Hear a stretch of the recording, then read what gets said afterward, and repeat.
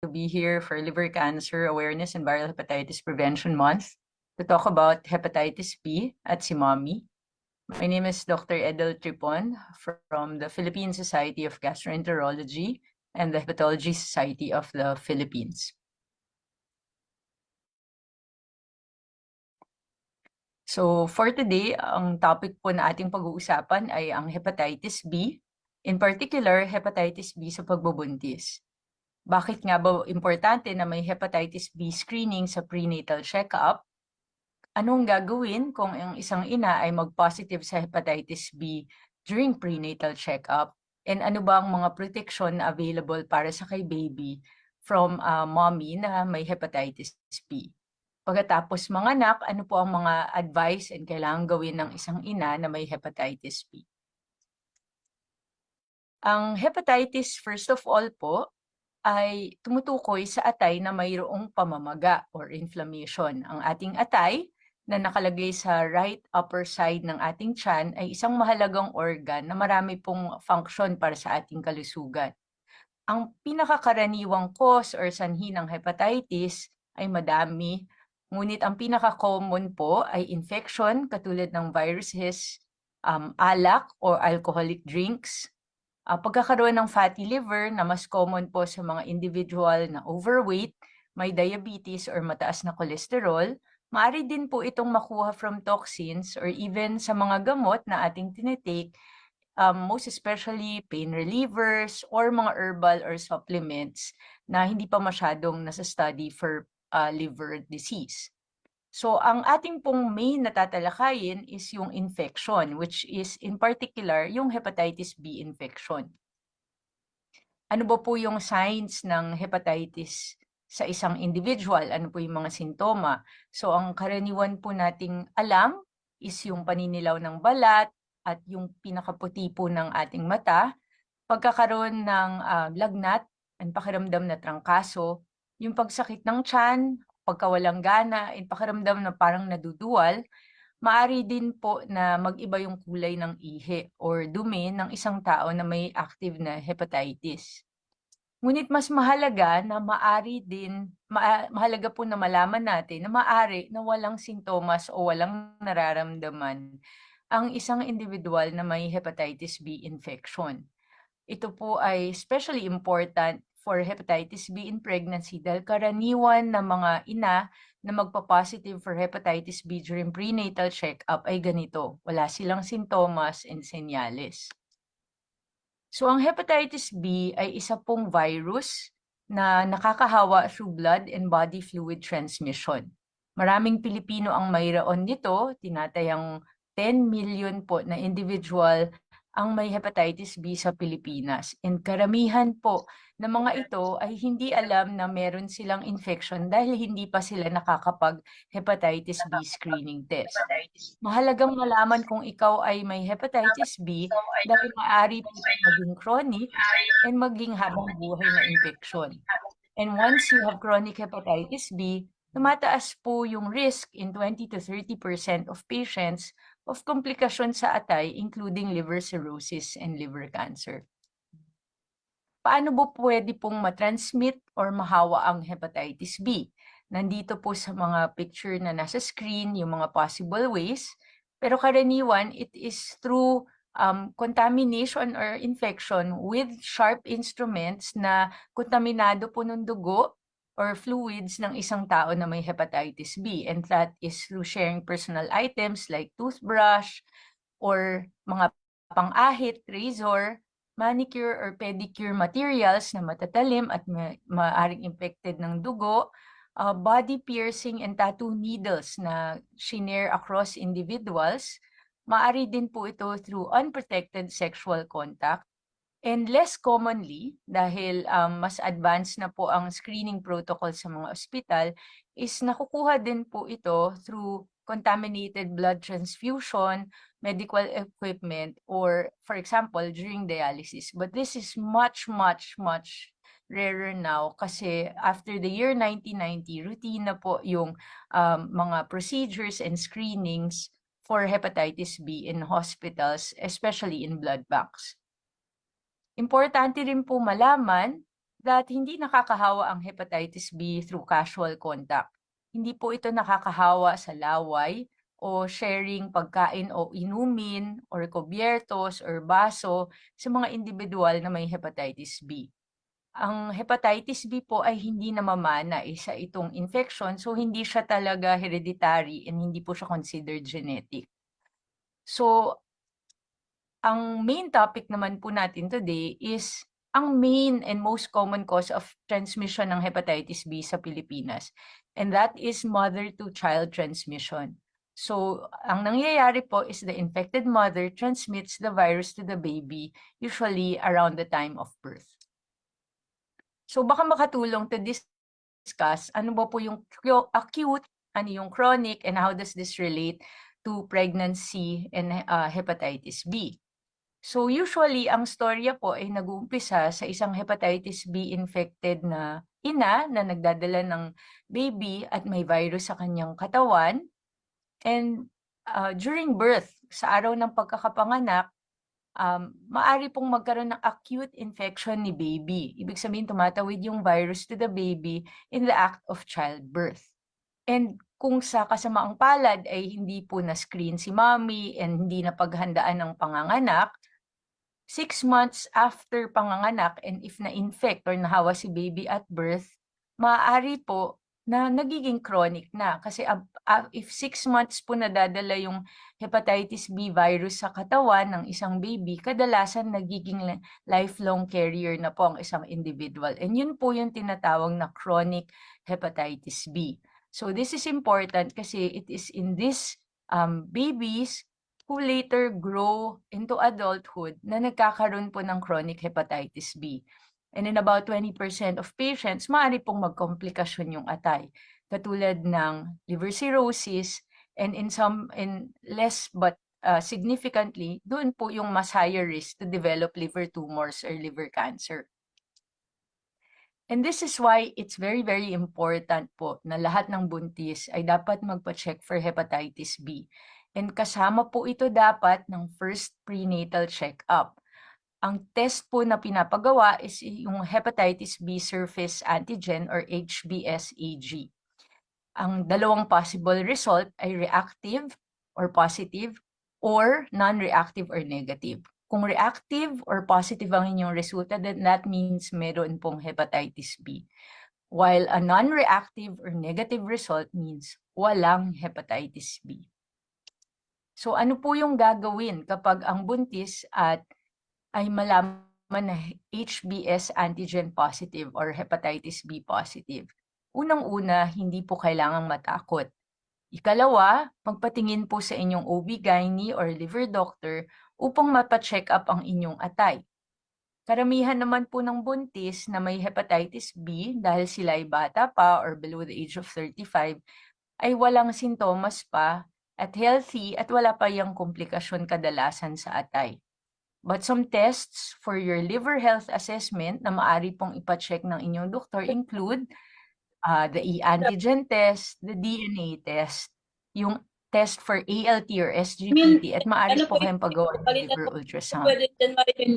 Karagdagan, since the year 2020, the World Health Organization na ang ating Department of Health has advised na ang individuals or yung mga buntis in the 3rd trimester, kung mataas po yung DNA or viral load, meaning mahigit sa 200,000 IU per ml, ay may option na mag-take ng tablets or tenofovir po ang tawag pagdating ng 3rd trimester with the aim na ibaba yung viral load ng buntis na ina na ang overall aim po ay ma-decrease yung transmission kay baby to 0%. So it's still to protect the baby from infection. So ang ingredients para maiwasan magka-hepatitis B ang inyong sanggol ay the following. Number 1, to screen, so determine if you have the infection or not. Number 2, if mataas ang inyong viral load, there is the option guided by your physician to take a tablet called tenofovir in the 3rd trimester until delivery or until 1 month after birth. And number 3, of course, yung mga recommended na turok sa sanggol na mag-uumpisa sa unang 24 oras ng panganganak. Ito po ay i-discuss in more detail ng ating pediatrician after this talk. So after manganak, maaari bang mag-breastfeed? Opo, dahil actually recommended and considered ligtas and healthy ang breastfeeding. And this is even sa mga mommies na hepatitis B positive. Hindi po mahahawa bas-basang sanggol through breastfeeding, lalong-lalo na if mabigay yung mga turok na kailangan for baby. Hindi rin po kailangan hintayin na matapos yung doses ng hepatitis B injection, which is what happens in the first year of life, bago mag-start yung breastfeeding. In short, pwede po agad mag-start ng breastfeeding as soon as manganak po kayo. So within the first day, which is usual, nakasama sa unang yakap na protocols ng ating mga OB pag nanganak po. Kailangan ba mag-follow up si mommy for her hepatitis B after manganak? Opo, kasi ang mga hepatitis B positive na mommies na nadadiagnose sa prenatal check-up ay kadalasan and almost all of them have chronic hepatitis B. Hindi naman po lahat ng mga may hepatitis B ay magkakakomplikasyon or kailangan uminom ng gamot. Ngunit lahat po ay dapat nasusubaybayan or nagpapa-check up upang ma-detect yung complications ng mas maaga. Kasi kadalasan po, in the early stages ng complications, wala po itong sintomas. And in the early stages, mas madali po ang gamutan for liver problems. Huwag din po sana kalimutan na if ang ina ay malaman na Hep B positive sa prenatal, kailangan din magpa-check up yung mga kamag-anak ng nanay. Kailangan po ipa-check yung kanyang mga kapatid, magulang, lalong-lalo na yung mother, yung inyong asawa, and lahat ng magiging anak po after the first year of life ng isang individual na ng isang ina na Hep B positive should undergo yung Hep B screening. And this is also to check kung successful po yung efforts natin to protect the baby and to determine kung sino po yung mga kailangan ng long-term follow-up. So, in short, ang hepatitis B po sa pagbubuntis ay kayang-kaya.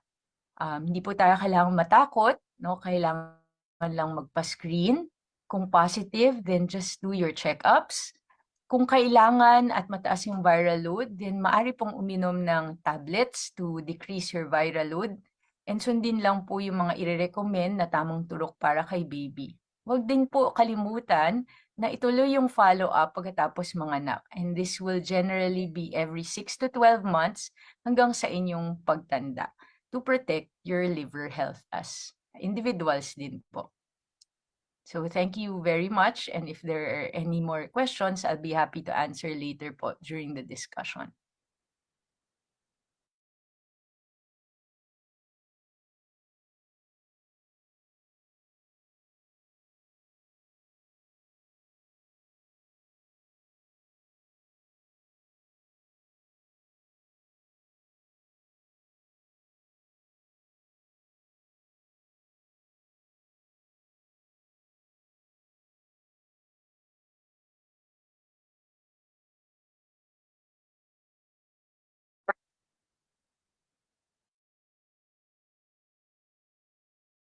Magandang araw po sa lahat. Ako po si Dr. Lu. Ako po ay isang pediatrician at isang espesyalista sa sakit sa atay ng mga bata. So, this afternoon, pag-uusapan po natin ang tungkol sa bakuna laban sa hepatitis B, okay, na karaniwang ibinibigay sa mga bagong silang na sanggol. So, ito ang newborn and infant vaccination against hepatitis B infection. So, bago ang lahat, ano muna po ang hepatitis B infection? So, itinuturing ito na isang sakit na mapanganib. Isa itong infection ng atay. Okay? Pag narinig po natin ang salitang hepatitis, ang ibig sabihin po nito ay pamamaga ng atay. Subalit marami pong dahilan ng pamamaga ng atay or hepatitis at isa dito ay dulot ng isang virus na ang tawag ay hepatitis B. So, ito ho ang nagdudulot ng hepatitis B infection. Ngayon, ang bilang ng mga kaso ng hepatitis B, lalo sa ating bansa, no? Ito ay nagdudulot ng malaking pag-aalala sa kalusugan ng marami, and even sa buong mundo.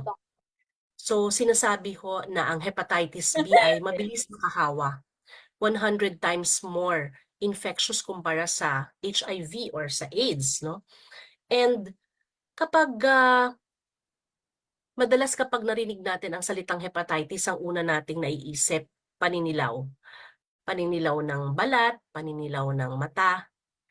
Pero ang hepatitis B infection, madalas po ay walang sintomas hanggang sa lumabas na lamang ang komplikasyon. At ito ang mas nakakatakot or mas nakakabahala. Maaring hindi aware ang isang tao, mapabata man or matanda, na siya ay maaaring nakakahawa na sa iba. Ito po ang mga paraan kung papaano kumakalat ang sakit na hepatitis B infection. So, ang hepatitis B, ah, sa lahat po ng ito, ang pinaka may mataas na transmission rate ay yung mother to child. Okay? So, dito ho, may pinakamataas na tsansa na magkaroon ng hepatitis B ang isang tao or isang bata kapag naipasa sa kanya ng inang meron ding hepatitis B. At mataas din po ang tsansa na humantong sa pangmatagalang klase ng hepatitis B, o tinatawag na chronic hepatitis B. Ang komplikasyon ng hepatitis B ay marami at medyo seryoso, no? Nagsisimula ho ito as acute hepatitis B.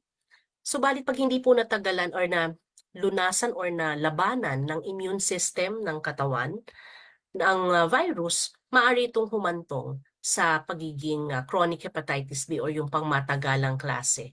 So dito po unting-unting sisirain ng virus ang atay sa loob ng ilang taon hanggang sa tuluyan itong masira at magkaroon ho ng pagpepeklat, yung tinatawag na cirrhosis, at gayon din yung pagkakaroon ho ng cancer or bukol, yung tinatawag natin na hepatocellular carcinoma.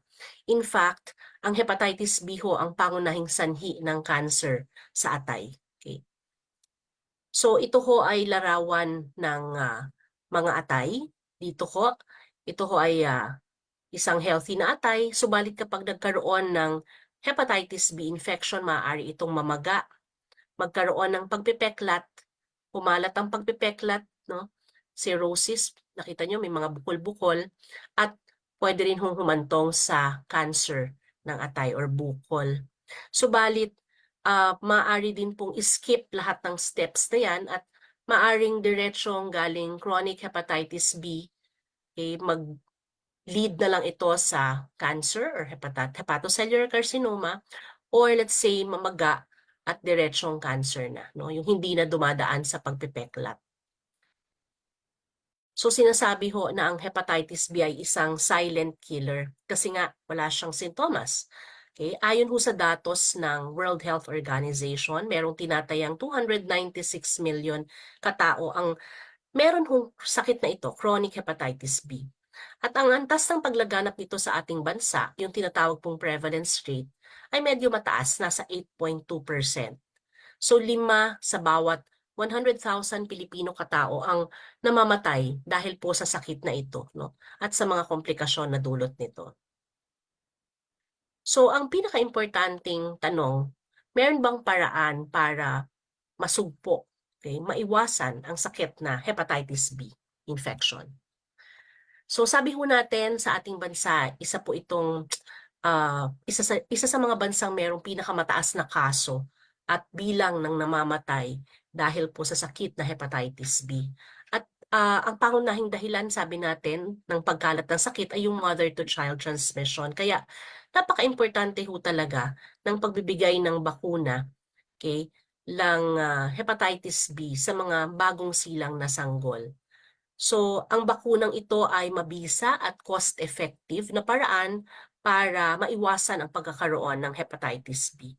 So, ito po ay binubuo ng series of 3 shots, 3 tusok sa loob ng 6 na buwan. So, ang bakunang ito ay inuudyukan ang immune system ng katawan na gumawa ng antibodies, no, nalalaban doon sa virus na hepatitis B. So, sa atin pong bansa, nakapaloob ang bakuna or ang immunization ng hepatitis B sa package ng Department of Health na tinatawag na Maternal, Newborn, Child Health and Nutrition Package. Sa loob po nito, nandito yung Essentials in Newborn Care, na kung saan ang mga gustong maka-avail ng package from PhilHealth, no, newborn care package, ay dapat talagang makatanggap, no, ng bakunang ito. So, sinasabi na dapat ay, to be very specific, sinasabi ho ay dapat within 90 minutes to 6 hours at least dapat maiturok yung bakuna ng hepatitis B, no, sa bagong silang na sanggol. Ngayon, sa atin pong bansa, ah, meron din hong batas na ginawa. Ito yung tinatawag na Republic Act 10152 or Mandatory Basic Immunization Service for Infant and Children. Ito po ay ginawa para tugunan ang tumataas na kaso ng hepatitis B sa ating bansa at iba pang mga sakit ng sanggol na kayang lunasan ng bakuna. So, nakapaloob dito na required or mandatory na makatanggap ang mga bagong silang na sanggol ng bakunang hepatitis B. So ito hong slide na ito ay pinapakita na ang rate, no, ng coverage ng bakuna ng hepatitis B sa ating bansa noong 2021. So itong nasa itaas, ang sinasabi po dito ay 39% lamang sa ating mga bagong silang na sanggol ang nabibigyan ng bakuna laban sa hepatitis B, which is mababa ho compared sa target ng WHO, which is 50% at least. Dito naman ho sa pangalawang graph or bar graph, okay? 57% lamang, 57% lamang ang nakakatanggap o nakakakumpleto ng 3 doses na bakuna laban sa hepatitis B. At again, ito po ay mababa dahil ang target supposedly is 90%. So marami pong pwedeng dahilan dito. Maaring merong shortage ng bakuna, presyo ng bakuna, kung saan ang libre lamang naman ay yung sa mga pampubliko. So, maaring din merong mga misconceptions tungkol sa mga side effect or kung ano mang contraindications, no, na nagiging hadlang at kumbaga ay nagiging rason para sa mga magulang para sila ay magdalawang isip na pabakunahan ng kanilang mga sanggol. So ito rin po ang dahilan kung bakit nais namin na ibahagi itong lecture na ito sa inyo para himukin tayo na kayo na magtulong-tulong po tayo na makamit ang target, no, ng bakuna laban sa hepatitis B para po masugpo natin or maiwasan atong hepatitis B infection. So, next, paano ho ba binibigay ang bakuna laban dito sa hepatitis B? So, ito po ay itinuturok sa muscles or kalamnan ng sanggol. Karaniwan ay sa hita. So, sabi natin ito ay binubuo ng 3 doses. Napakahalaga po ng first dose. So, again, dapat po ito ay maibigay sa loob ng 24 oras pagkasilang para maiwasan ang mother-to-child transmission ng hepatitis B. So, samantala, ang ikalawang dose naman ay dapat maibigay 1 to 2 months after ng unang dose. Okay, so samantalang ikatlo at last dose ay dapat na maibigay ng hindi bababa sa 6 months old or 24 weeks old ang sanggol. Kung sakaling naibigay man ito ng mas maaga sa 6 months old or 24 weeks, kailangan pang mabigyan ng additional na dose ang sanggol, kumbaga total of 4 doses. Alright. Ngayon, kung sakaling ang sanggol ay pinanganak sa isang ina na positive sa hepatitis B, no? Siya ay na-test sa dugo at positive po siya sa test na HBs antigen. Kung kahit ho siya ay premature or husto sa buwan term, okay, kailangan ho siyang makatanggap ng hepatitis B vaccine kasabay ang hepatitis B immunoglobulin sa loob ng 12 oras pagkapanganak. So, ito hong hepatitis B immunoglobulin ay isang preformed antibody na panlaban dito sa hepatitis B virus. Pero marami hong times na ito ho ay hindi agarang available, no? May kamahalan. Ngayon, kung hindi man siya maibigay sa loob ng 12 oras, at least man lang ay maibigay ito sa loob ng hindi bababa sa 1 week old or 7 araw ang edad ng sanggol. Lahat po actually ng mga buntis 'no, mga nanay, ay hinihikayat na magpa-test ng HBs antigen habang sila ay nagpapa-check-up, prenatal visit 'no, para malaman po ang estado ng kanilang, kung sila man ay merong hepatitis B or wala. Kasi kung sila ay mapapatunayan na positive, then maaring meron pa hong mga susunod na gagawin para ho malaman kung sila ay, um, puwedeng bigyan ng karampatang gamot laban sa sakit na ito. Ngayon, kung ang sanggol naman ay pinanganak sa isang ina na hindi nalalaman ang estado ng kanilang HBs antigen. Okay? Dalawang sitwasyon po ang titingnan natin dito. Una, kung ang sanggol ay merong timbang na 2 kilo or higit pa, kailangan bigyan pa rin ng hepatitis B vaccine sa loob ng 12 oras pagkapanganak. Tapos ay kailangan i-check ang HBs antigen ng ina. Okay, blood test sa nanay, okay, sa lalong madaling panahon. And pag ito ho ay lumabas as positive, then kailangan ding bigyan si baby ng hepatitis B immunoglobulin nang hindi lalagpas sa 7 days old or 1 week old ang sanggol.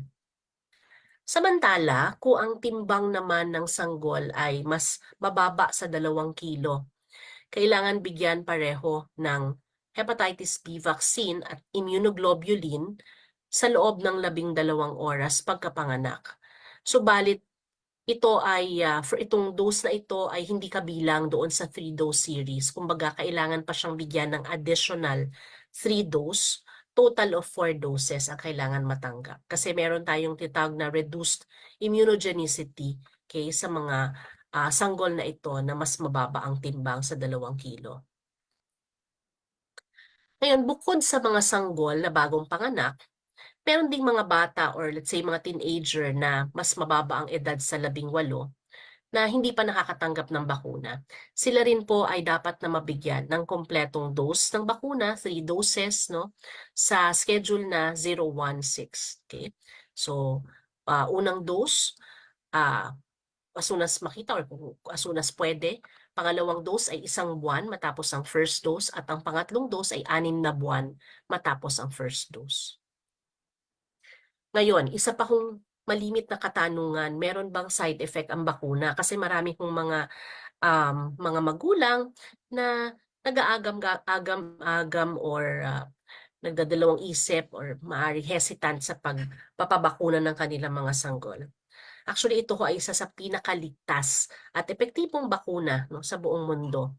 And kung meron man hong mga side effect, ito ay mga minor lang, kaunting sakit, pamumula, pamamaga doon sa pinagtusukan or let's say lagnat na usually ay hindi rin naman nagtatagal.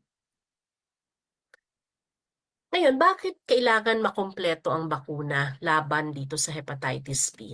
So ito ay pag-i-emphasize lamang na sabi natin, ang pagkumpleto ng bakuna ay isang mabisang paraan ng sanggol, no, na kumbaga para maiwasan ho na magkaroon ng impeksyon ng hepatitis B ang sanggol.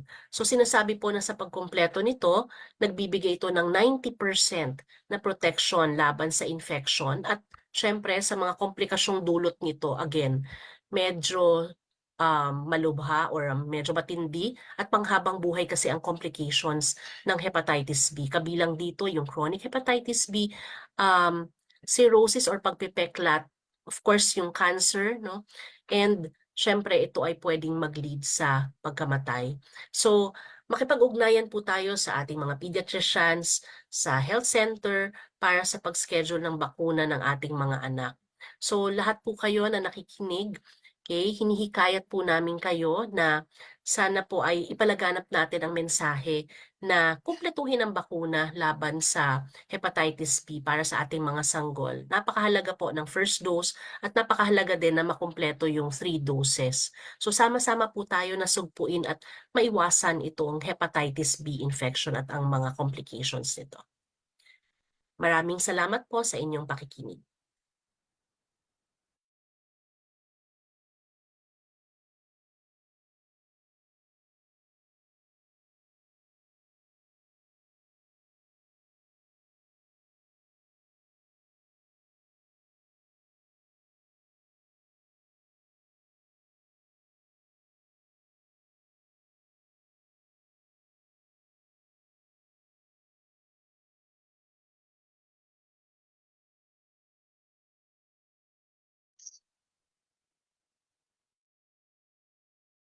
Hello and good afternoon to all who are listening in this webinar. So after previous discussions on how viral hepatitis can be transmitted and the importance of vaccination in the control of this disease, so it's very important that we must link patients with the needed care for them to fight viral hepatitis. So I'm Vincent Sumergido. I'm the Supervising Health Program Officer of the DOH Disease Prevention and Control Bureau. And in the next few slides, I will be quickly providing you a glimpse of the current public health services directed towards the control of viral hepatitis that are also available for our patients to access nationwide. So before we go into the details, I just want to show this to everyone that for a Filipino, there are actually a lot of factors that contributes to how healthy we are right now. So before, we think na in order for us to be healthy and free from a disease, so for example, viral hepatitis, we need to have access to health services. So for example, may mga hospitals na tumatanggap sa atin pag nagkakasakit tayo, if we can get free checkups and medicine sa mga health centers, di ba? So these are the old perspectives of how we control our health.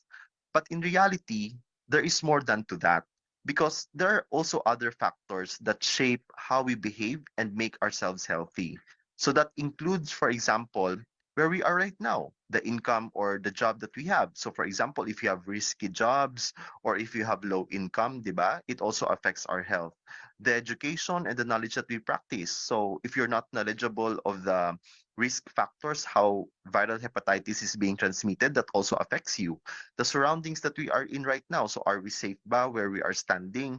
How or what are the things that are we eating? Or do we practice safe sex? Are we using alcohol and drugs? So these are just examples that of the factors that affect also our health. So if you notice, when we add that up, those factors that I've mentioned earlier, the blue, the yellow, and the red, so that comprises 80%. So these are not actually directly controlled or not within the purview of the health sector alone. But this would entail a very strong intersectoral collaboration with other sectors. So for example, our education sector, our labor sector, and of course our various local government units in order to make every Filipino truly healthy. So recently, based on the WHO data, it is said that 90% of those who are actually living with viral hepatitis are not aware that they have actually the disease. So this means that the danger of this disease being spreading or being transmitted to others is also very high.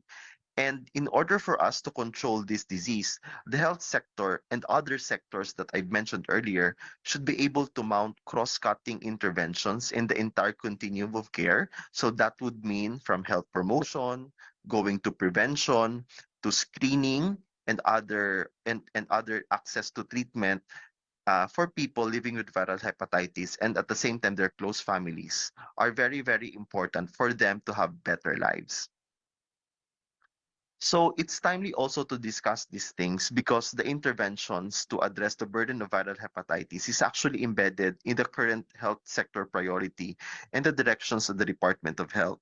So specifically, the entire health sector is targeting na ang bawat Pilipino nararamdaman nila ang kanilang kalusugan, nakukuha nila ang ligtas, de kalidad at mapagalingang serbisyo, at sa ating bawat komunidad na iiwasan din natin ang sakit tulad ng viral hepatitis. So since we just mentioned earlier, that our behaviors affect our health, that is the reason why one of the main public health intervention is directed towards health promotion. So currently, there are health promotion campaigns that are in place to target priority areas that will help every Filipino practice being healthy. So we call this campaign Health is Life. So these are actually focusing in 7 priority areas to make sure that we're living healthy lifestyle and practicing healthy behaviors in the area of diet and exercise. We have environmental health, vaccines and immunization, in terms of also of substance abuse, sexual and reproductive health, mental health, and violence and injury prevention. So if you notice, of the 7 priority areas right now, viral hepatitis is actually affected or is included in here. So part of that campaign is also to make sure that these practices are at the same time integrated in different settings. So there are interventions sa ating communities. So right now, there are works with other sectors and agencies towards supporting different municipalities to invest in promoting good, healthy behaviors in these 7 priority areas. So there are also interventions targeting our schools for being a healthy school setting. And at the same time, we understand that many of our target clients for viral hepatitis are also productive workforce. They are working. So there are also interventions in terms of health promotion that are directed in our workplaces. Another critical aspect in the control of viral hepatitis is prevention. So as I've mentioned here, prevention is the key. So as shared in the earlier discussion, that risk of transmitting viral hepatitis is actually very high during delivery. So that's why one of the public health services that are in place right now is the provision of the hepatitis B screening for pregnant mothers, so that as early as the first trimester, we are able to screen them for hepatitis, and that interventions can be provided prior to delivery in order to reduce the chances of transmitting the virus to the baby. So the screening for hepatitis for mothers is part of the services provided during the antenatal care given by our local government units in their respective lying-in clinics, health centers, and in the hospitals. Then another mainstay intervention is the vaccination against hepatitis. Since we know no, that hepatitis can easily be transmitted during delivery, it is important that we must make sure that vaccination at birth should be provided within 24 hours to ensure the needed protection for our babies. So currently, we understand na not all pregnant mothers are actually having prenatal care, and with that, maybe they are not also screened for hepatitis. So they might be carriers. Kaya the importance of timely vaccination for our babies at birth is very, very critical. So after the birth dose, vaccination of hepatitis. This is followed by the completion of the 3-dose vaccine series where hepatitis antigen is incorporated in the current vaccine that we give for free in our health centers. So this is in the form of our pentavalent Hib. So the 3-dose opportunity for hepatitis B vaccination after the birth dose is given at 6 weeks of age. Then this is followed at 10 weeks, and the last dose would be given at 14 weeks of age. Then for those who are living with hepatitis, the access to timely treatment and quality care is also very important. We understand that viral hepatitis is one of the new public health programs that was put in place, and the health sector is also gradually pouring our investments and our interventional support in this area.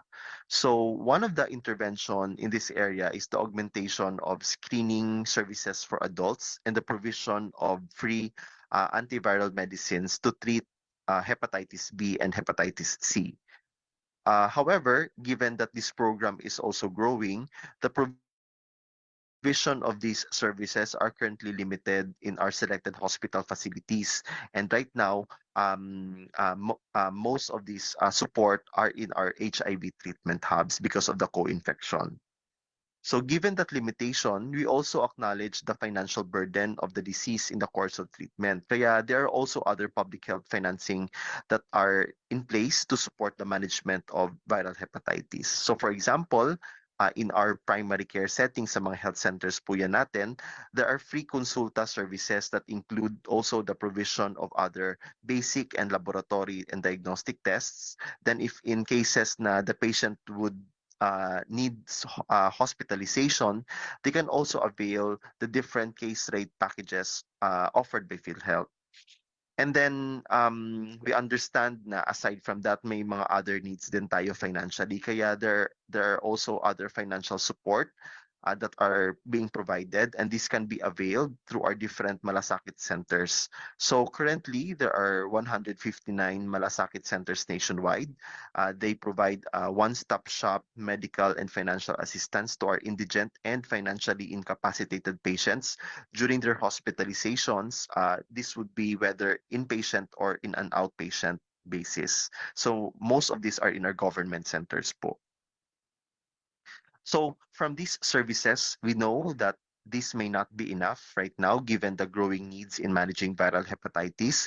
That's why the efforts of the health sector will also continuously evolve for us to address these needs. Part of that is the ongoing efforts to increase the access to free hepatitis screening during pregnancy. May ginagawa din tayo right now to improve our service delivery coverage for hepatitis B vaccination for infants to increase our vaccination outputs. And the health sector is also working and looking into how we can optimize our limited resources so that we can increase the augmentation for free antiviral hepatitis medicines. That also includes the review of the product selection, kung ano po yung gamot na bibilhin natin, because we understand that there are also currently operational limitations and challenges in our procurement process. And in the pipeline, we would be working with PhilHealth and other stakeholders on how we can develop later on the needed viral hepatitis benefit packages.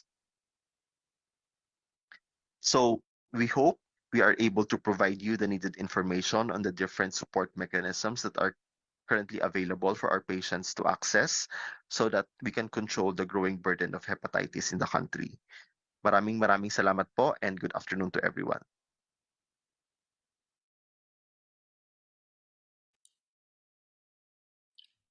Okay.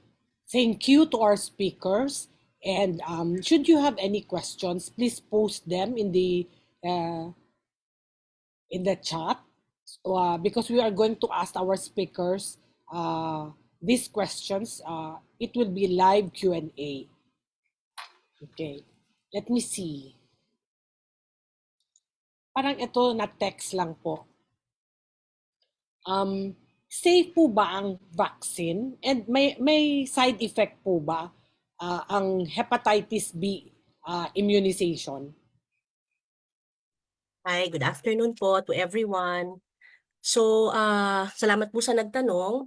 Okay, so tulad po nung na-discuss kanina, so very safe po ang bakuna laban sa hepatitis B. At kung meron man pong side effect, no, usually napaka-minor po. And di ba po ang hepatitis B ay pwede pong ibigay as monovalent, yung meaning siya lang mag-isa at birth. Pero di ba minsan po ito ay kasabay ng ibang bakuna sa combination vaccine. So karaniwan kapag po nagkaroon ng mga minor side effects like paglalagnat or let's say pagsakit sa pinagtusukan or pamumula, no, karaniwan ay ito ay dulot usually secondary to giving the vaccine na combination, no, kasi may mga kasabay siya, mas nakakakos kasi ng mga ganoong side effects yung ibang kasama nung hepatitis B doon sa combination vaccine. Pero the monovalent alone, almost none. So very safe. Okay, any more questions? Wait, another one. How can my baby complete his hepatitis B immunization? Kasi di ba po, yung first dose binibigay at birth. How about po yung second and your third? Okay. So, ang depende po yan, no? So, kung kayo po ay nagpapa-check up sa private, makikipag-ugnayan po kayo sa inyong pediatrician. So, sila po ang mag-a-advise sa inyo para doon sa second at saka doon sa third dose ng hepatitis B. Pero kung tayo naman ay sa government, no? So, usually sa mga local health centers po yan, doon po kayo magpupunta. Meron po yung schedule kung kailan po kayo papupuntahin or magfa-follow up para ko makompleto yung ating vaccines, no? So, meron po bang gusto idagdag yung other speakers natin? Baka po meron maidagdag, sir?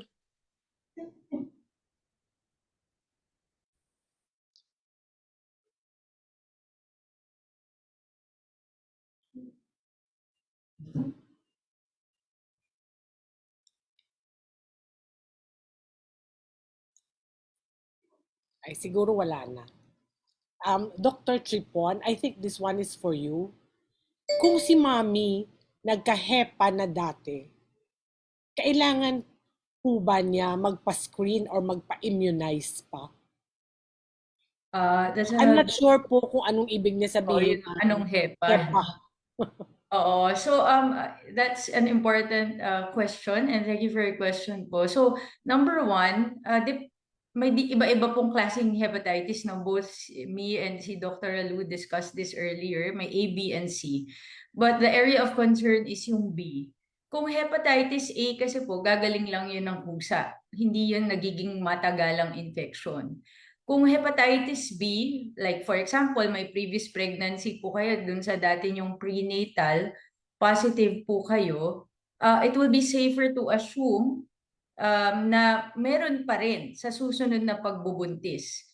No? So safer, mas maigi pa rin po na chine-check uli kada pagbubuntis with your prenatal na positive yung hepatitis B pa rin. Kung positive, yung Hepa B, number 1, hindi po gagana na ang bakuna. So ang bakuna, binibigay po siya kapag wala ka pang hepatitis B. So kaya minsan sa buntis, since kasama po sa prenatal yung testing, kung nakita ng inyong gynecologist, ng OB po nyo or midwife, na wala kang hepatitis B at wala ka pang antibody. Yung antibody po yung nade-develop kapag binigyan ka ng bakuna. Sila yung babakunahan.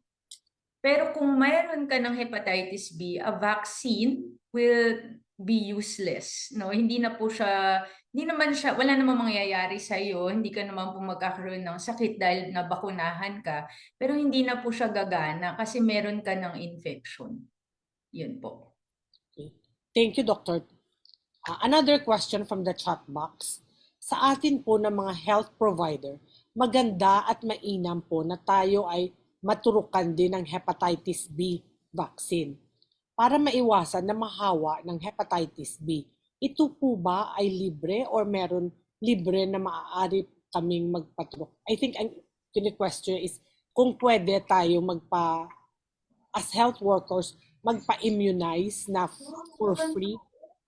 Ay, hindi ko na po alam. Wala pong ganong program, no? Unfortunately, I mean, Vince is not here, but yung HSP po has been doing projects with the DOH, and unfortunately, that will be case to case. Of course, there will be government institutions na somehow they are able to appropriate parts of their budget for vaccination of the staff. No? So tama po yun, ideal. But I think the first important thing, no, a significant proportion of adults will already have had previous exposure. Remember po na pag na-expose ka with hepatitis B, una, baka nabakunahan ko na if you are younger than us, than the speakers in the panel. So kung nasa mga 20s ka na, di naabutan nyo na po yung mga hepatitis B vaccination program, baka meron ka pa na antibody levels. So it's useful to check your anti-HBs. Kung mahigit sa 10 pa po yung titer nyo, you're fine. You don't need boosters actually. And there's evidence na most likely pwedeng 20 years to lifelong na po yung durability of completing the Hep B vaccine in healthy adults. No? So if wala po ngayong programa for Hep B vaccination for free for healthcare professionals, even in the government setting, but maybe if there's enough clamor, di malay po natin. So baka it will depend on us. Okay, thank you. Kasi po sa amin sa PEDIA, meron po may expanded program of immunization. Oo, sa baby meron po, tama, Meron. libre. And double siya kasi may EPI, tapos meron pa yung yung sa PhilHealth. Package, yes. Oo, kaya sa adults, unfortunately, there is nothing like that. Okay, thank you. Okay, Dr. Espinosa, do you have any question? Hi, Dr. Tal, can you hear me? Yes. Sorry. Anyway, congratulations to all the speakers, no, especially to Dr. Lu for a very comprehensive lecture on vaccination. No? A common problem in our country is a low rates of hepatitis B vaccine birth dose. No? Yaman din na nandito ng DOH. What can you suggest to increase the rate of hepatitis B vaccine birth dose? To all our listeners, birth dose meaning should be given less than 24 hours as defined by the WHO. Yeah. Maybe it isn't a problem with the private sector or the private hospitals, but I think it is a problem in the government sector. That's all, Dr. Tan. Thank you. Okay, thank you. Thank you, Wendell. Another question, kinakailangan po ba may may test para sa hepatitis B pagkatapos magpabakuna? May posibilidad na hindi nakatanggap ng proteksyon mula sa bakuna? Okay, salamat po sa tanong. Alright.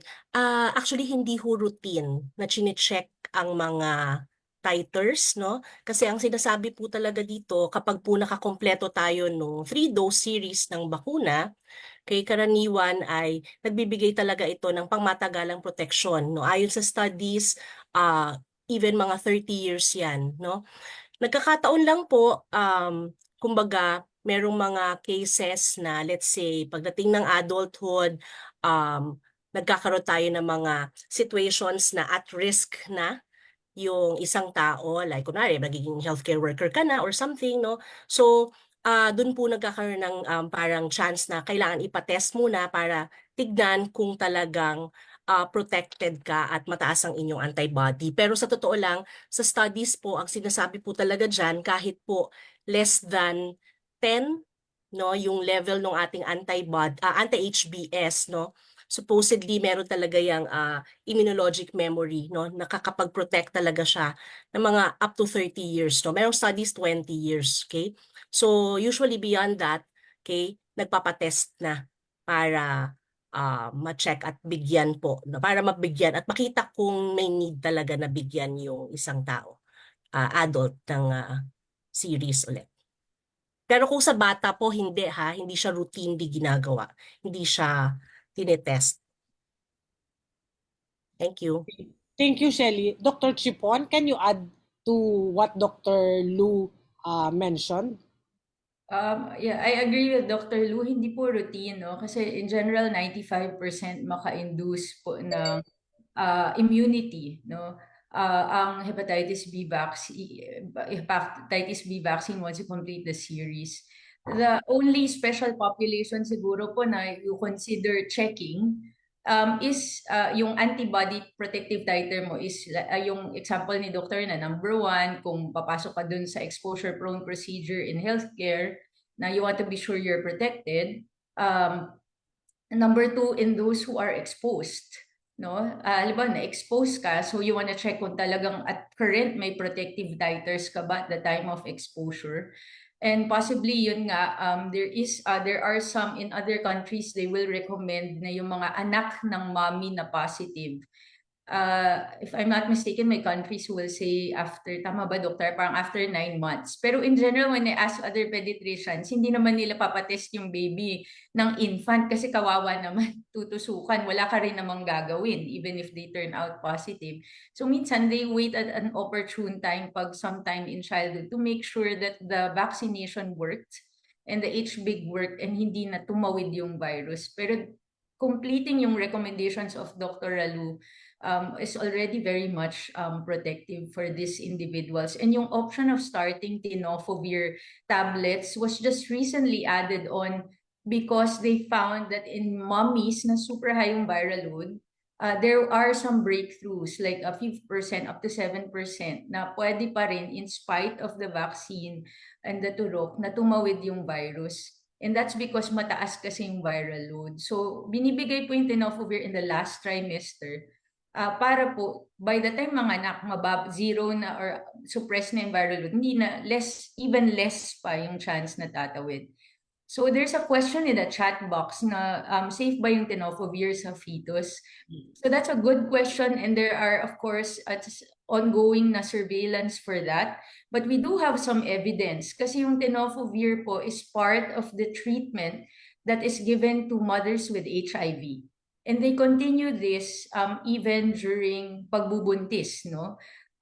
There are studies na possibly may effects sa bone health, but in particular, in studies for hepatitis B, wala pong difference so far na nakita sila in terms of yung mga prenatal, early delivery, no, obstetric outcomes, neurologic development, or yung congenital anomalies, no, in the formalized studies po where tenofovir was given to mommies with hepatitis B with the intent of decreasing transmission. So it's already recommended. So kasama na po siya sa professional guidelines. Even WHO has guidances na po to give it in the 3rd trimester.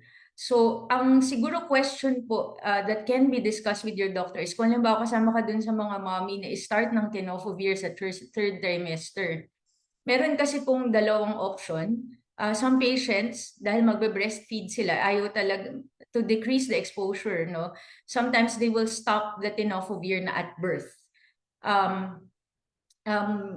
With the intent na ayaw na nilang na may gamot silang tinitake during the breastfeeding. And that is okay. More recent studies have shown na ang risk kasi po is baka kung stop mo yung tenofovir, ang risk baka mamaya mag-rebound yung virus kay mommy and magkaroon ng hepatitis or flare na may symptoms.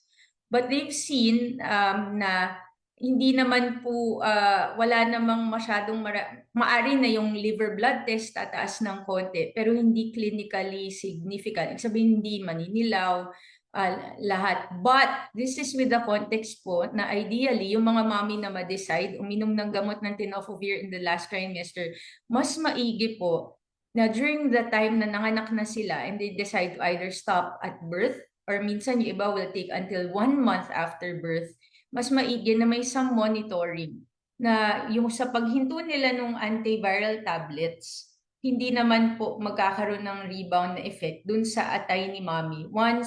Kasi yung tenofovir po, gumagana po siya na ibaba yung viral load habang iniinom nyo siya. So when you stop it, maari po na unti-unti tataas uli yung viral load. And what we don't want to see is sa pagtaas ng viral load, mag-trigger yun ng pamamaga sa atay. So that is also why na kaya kailangan din sa mga mommy na pag na-check, like dun sa sinabi ko po sa lecture na pag na-check na may Hep B ka, titingnan din ng doktor nyo yung ano na ba yung status ng atay mo.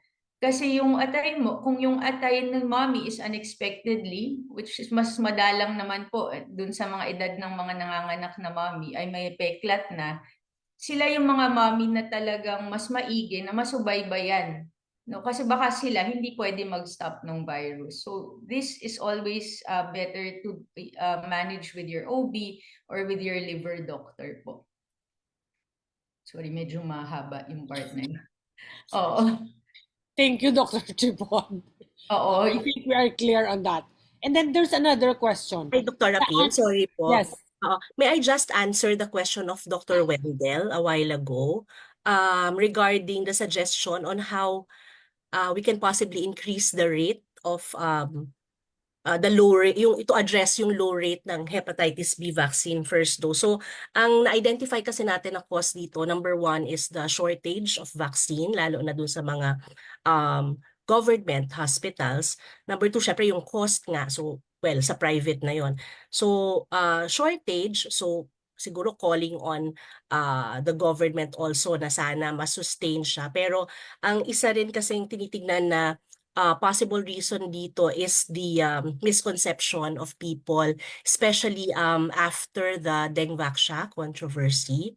So really what we're doing right now, no, yung education of the mass people at saka siguro monitoring probably sa mga hospitals kung like yung rates ng vaccination first dose para ma-trace talaga, no.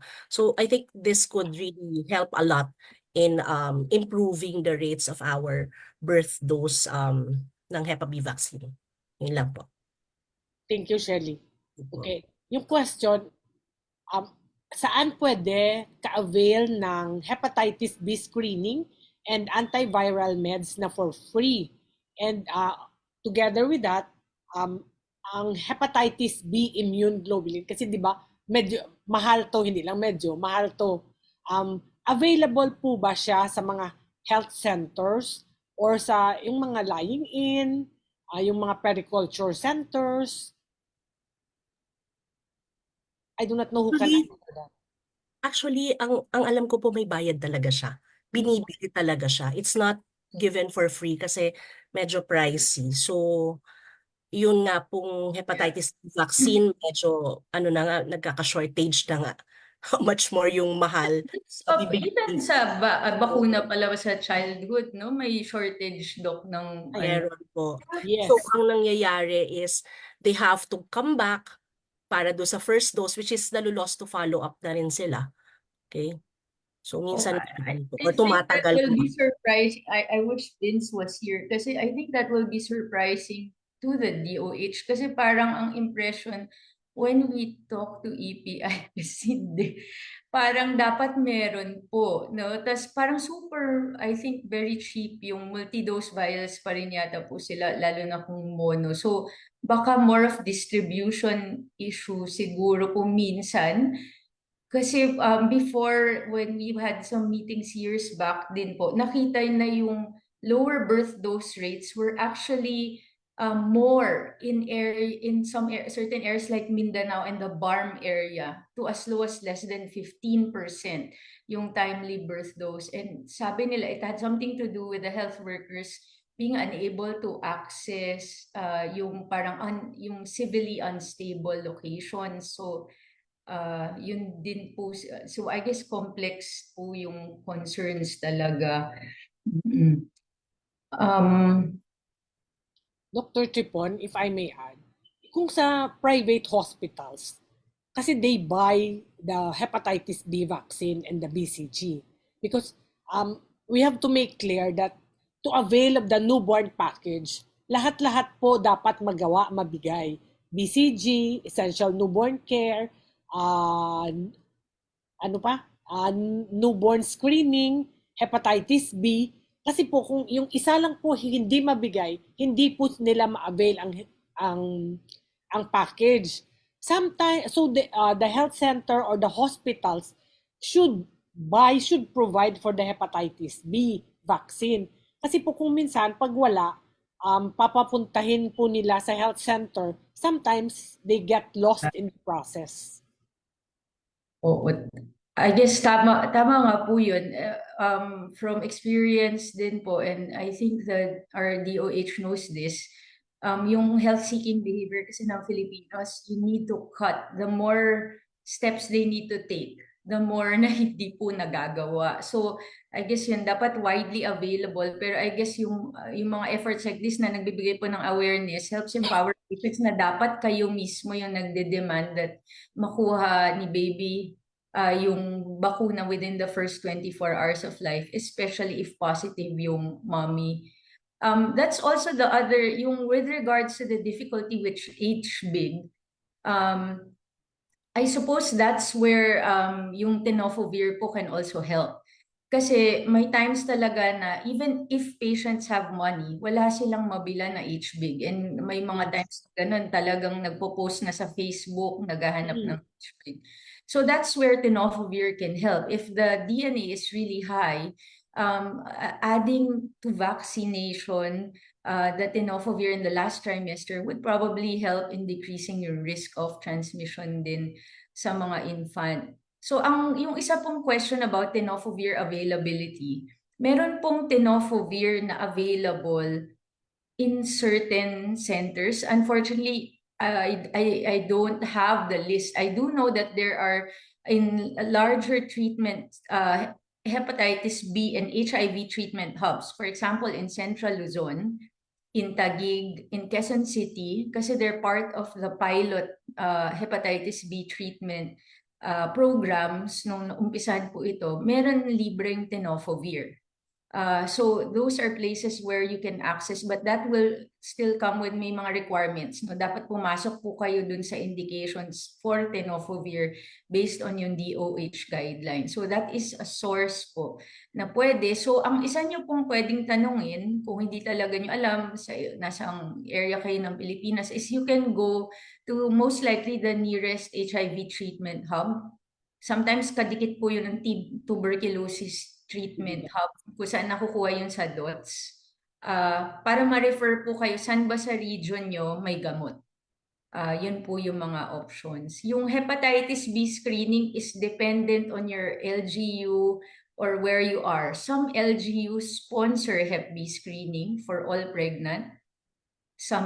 pagka well-funded po yung LGU, pina-prioritize nung LGU, nung mayor or governor, kasama po sa pondo yung HBSAG dun sa prenatal check-up package.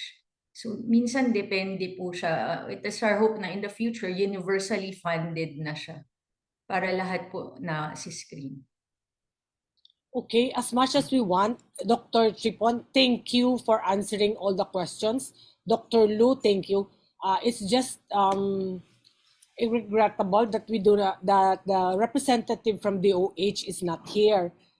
If you have any more questions, maybe you can message Dr. Tripon or Dr. Lu personally.